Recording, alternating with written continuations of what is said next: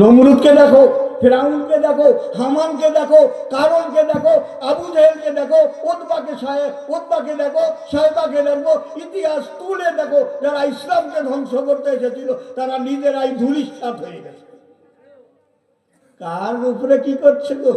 হ্যাঁ, এর জন্যই বলছিস সব নিয়ে খেলতে খেলো, আমরা কিচ্ছু বলবো না। তুমি 100 বলে ছবি করো আর মানুষ খাই করো, ওগুলো আমরা বলতে যাবো না, কিন্তু মুসলমান সম্পর্কে বাজে মন্তব্য করো না। তুমি ভুলে গেলে যে সময় কলকাতা থেকে তুমি বোম্বে চলে গিয়েছিলে, যেদিন কলকাতায় তুমি সেই পার্কের মধ্যে ঘুমোতে, গ্যারেজে ঘুমোতো, সেই সময় তোমাকে কে আশ্রয় দিয়েছিল? কে তোমাকে ফিল্ম জগতের 1 নম্বরে কাজ করতে দিয়েছিল? কে তোমাকে সেই দিন সাহায্য করেছিল? কোন মেয়ে ছেলে তোমাকে খাবার এনে খাইয়েছিল?